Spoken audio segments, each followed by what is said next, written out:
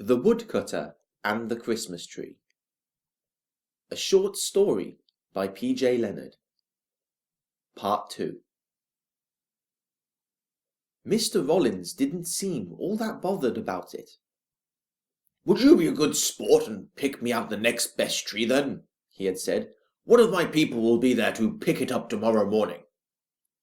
The woodcutter put down the phone, feeling terrible. I shouldn't have lied to the customer. Did I just make a mistake? Should I have given him the tree? The light on the phone still bleeped.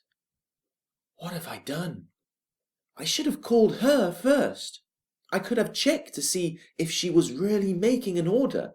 Then, if she didn't pay, I could sell it to Mr. Rollins. His stomach churned as his finger hovered over the button. Please still be there. He pressed the button. Silence. Hello? He called, feeling a fist clench around his neck. More silence. The woodcutter clenched his phone so tight it creaked in his hand. A wave of anger and sadness washed over him as he listened to the silence. Then, just as he was about to slam down the receiver, Hello? The woman said at last, her voice softer than a whisper. The woodcutter let out a long gasp, suddenly aware that he had been holding his breath. Are you okay? Said the woman. Fine, the woodcutter stammered. Ah, that's good. The woodcutter cleared his voice, his heart still pounding.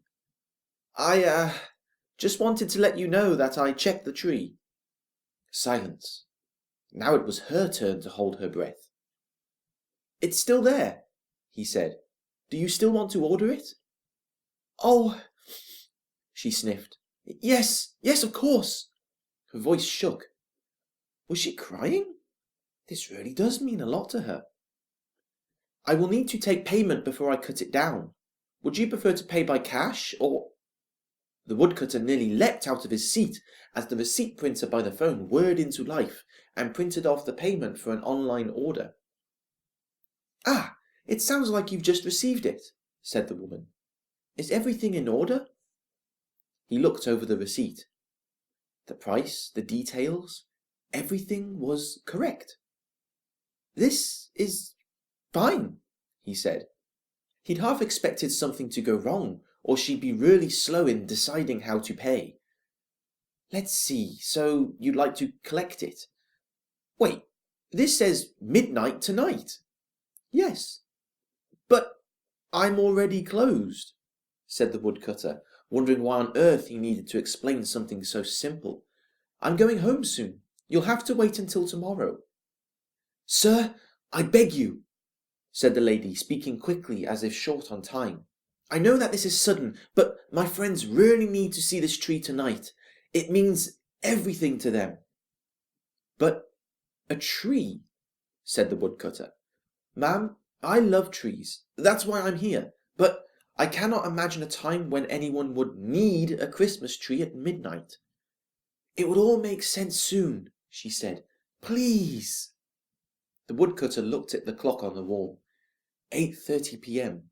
and rubbed his eyes. It had already been a long and busy day.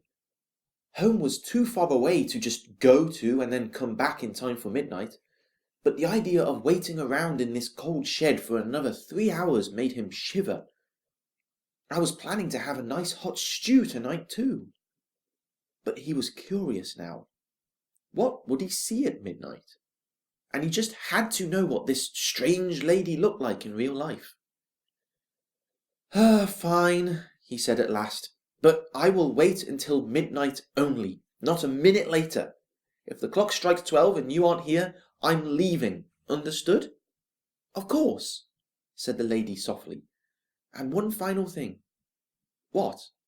Please don't cut down the tree until midnight. And she hung up the phone. The woodcutter chewed on the last crust of his delivered pizza, tuning his pocket radio to find some music that he liked. He glanced at the clock, 11:05 p.m. His eyelids felt heavy, his mind filling with a fog. I'll just rest my eyes a little bit. Wait, no! He launched up and started pacing around the shed. What if he overslept and missed midnight? Then this long wait would have been for nothing. He opened the shed door and stepped out into the cold night. The freezing air bit at his fingers, and within seconds his ears were numb. Perfect. A walk should help me stay awake. He stepped out of the gate and locked it behind him. The road was silent, the streetlights shimmering on the street, damp from the half-melted snow. He walked through the streets, eyeing the warm light shining through the curtains of the houses he passed. He felt like the only person outdoors tonight. Why am I doing this to myself? I should have just refused her, told her to come tomorrow. But somehow he knew that wouldn't work. He couldn't explain why, but he had believed her when he insisted on picking up the tree at midnight. And pretty soon I will see with my own eyes exactly why. He looked at his watch, the hands glowing green. 11:40 p.m. He turned and headed back the way he came. Finally, let's see what this is all about. He unlocked the gate to the tree patch and stepped back under the dark canopy of the firs. He peered back and forth along the road. Still, all was silent and empty. 5 minutes until midnight. It would have been nice if this woman could arrive a little bit early. Chopping down a tree and preparing it for collection took time. 4 minutes. Still nothing. How would she come? Was she coming alone? She probably assumed that he would help her to lift and carry the huge tree to wherever it needed to be carried. I don't have the energy for that. I should charge extra for these things. 3 minutes. His hands shook, but not from the cold. Nothing about this woman seemed normal. Maybe she wouldn't arrive in a normal way either. Perhaps a shock or surprise would wake him up a little bit. 2 minutes. Why did he believe in this lady so much? He placed a lot of faith in her. Maybe she was pulling a prank on him all this time, and she didn't mind spending good money to do so. I guess I'll find out if that's true soon enough. 1 minute. He watched the second hand on his watch tick by, glancing up now and then to check the street. With 15 seconds to go, he held his breath. 10 seconds. What will happen? 3, 2, 1. Midnight. The woodcutter heard a distant church bell echo through the air. And nothing else happened. He slammed the gate with his fists, then spun and marched toward the shed. Enough of this. I'm going home. With his ears frozen only seconds before, they now burned. Why had he believed her? This was clearly some cruel idea of a joke. No wonder why she didn't want to give a name or phone number. I feel so stupid. He stomped angrily around the shed, collecting his things and switching off the lights. He checked the phone one last time, no missed calls, and slammed the door behind him. He fumbled for his keys in his pocket and dropped them in the dirt. He growled, gritting his teeth, and reached down to pick them up when he stopped. A strange light shone on the keys. He looked up. Lights flashed through the trees, coming from the clearing, where the perfect tree stood. Terror wrapped around the woodcutter like a blanket of ice. Silently, he reached back inside his shed and picked up his trusty axe. Slowly, treading carefully through the trees and staying in the shadows, he crept towards the clearing. He squinted, trying to make out who was there and what they were doing, but it was too bright to make out. He could only hear the sound of footsteps and mumbled talking. They're here for the perfect tree, I'm sure of it, he thought to himself. The idea of someone else cutting down that wonderful, beautiful tree made him sick. As he drew closer, He could make out multiple footsteps and many people muttering. "There's a whole group of them. They've planned this. I bet that woman has something to do with this. But if that's true, why does she want me here? Why did she pay?" He stopped, huddled behind a tree, wondering if he should run back to the shed and call the police. There was no way he could take on all of these thieves alone. Cutting down a tree took time too, so they weren't going anywhere. He took a step back and snap! A twig snapped under his feet, louder than a whip. The sounds in the clearing stopped, and lights blared down on where he stood. His heart pounded, but he stood his ground, holding his axe in front of him. I'm warning you!" he yelled. "All of you! Get your hands off of my property!"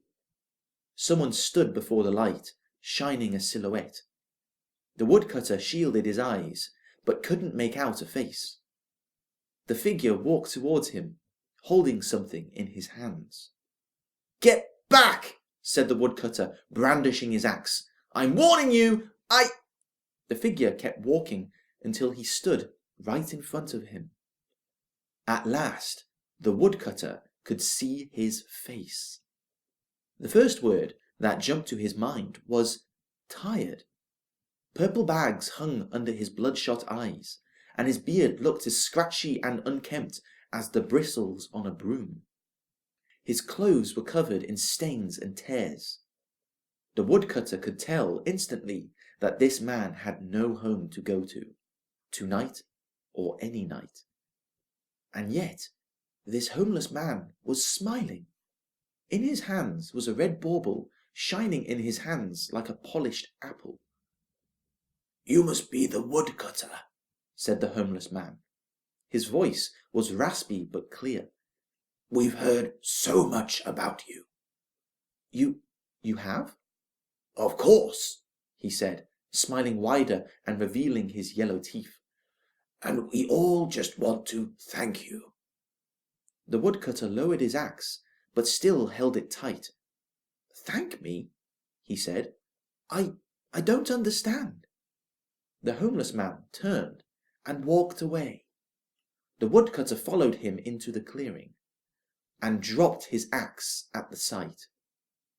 The perfect tree was covered in decorations. Big baubles of red and gold glowed, reflecting the sparkling fairy lights of a brilliant snow white. Candy canes, ribbons, and tiny bells were scattered across the branches. Thick streams of tinsel hung from the thickest boughs in perfect arches. It was so stunning that it was a while before the woodcutter noticed the dozen other homeless people walking about the clearing, pulling decorations out of a wooden crate and climbing up ladders to place the decorations on the tree. "How?" The woodcutter grasped around for words. "How did this happen?" The bearded man reached up to place his bauble on a low-hanging branch, and then raised an eyebrow at the woodcutter. "I was going to ask you the same thing," he said. "Didn't you set this all up? Word got around town that a kind man had agreed to share the perfect Christmas tree with us. So we all came here about half an hour ago. The gate was open, and this beautiful tree was waiting for us, with ladders and a big box of decorations." The woodcutter rubbed his head. Of course, none of that had been his doing, especially the gate being open. They must have entered while I was out for a walk. But how did they get the gate open? How did they get all of these decorations? Who sent word around town that this tree was being shared? The answer jumped out at him immediately. The lady on the phone. All of this really had been her. So, had she planned this all along? He looked around the faces of the homeless people bustling around the tree. Was the mysterious lady among them? He took a step towards one of them to ask, but then another man stepped in front of him, a star in his hand. "Sir, we were wondering if you would do us the honour," he said. "We'd like you to put the star on top." He handed the star to the woodcutter. He marvelled at the ornament in his hand. Never had he seen a star so star-like. It sparkled in his fingers, shining with its own glittering glow. It was as if someone had plucked a sparkling star from the night sky and placed it in his hand. "Thank you," said the man. "This means a lot to us." Looking around at the faces again, the woodcutter saw that, while all these folks seemed exhausted and worn down, there was a shine in their eyes that wasn't just from reflecting the fairy lights. The lady had been right. These people needed this tree. "Do you like it?" said another as she came down from the ladder. "It's perfect," said the woodcutter, clutching the star tightly. "This is my first proper Christmas tree in years," called another man from near the box. Others nodded in agreement. "We're just about done," said the man with the beard. "It's your turn next, sir." Everyone stood back, watching him expectantly. The woodcutter had not moved from the spot where he dropped his axe.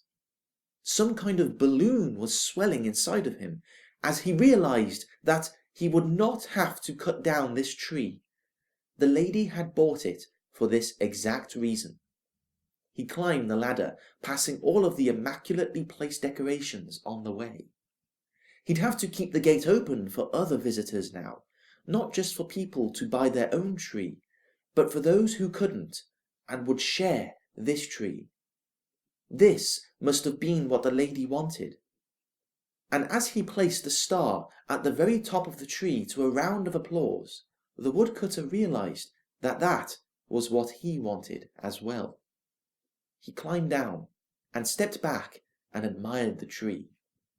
The clouds shifted and the moon shone down on the clearing, hitting the star and making it shine so bright that it illuminated all of the faces, eyes and mouths wide with awe and wonder at the tree.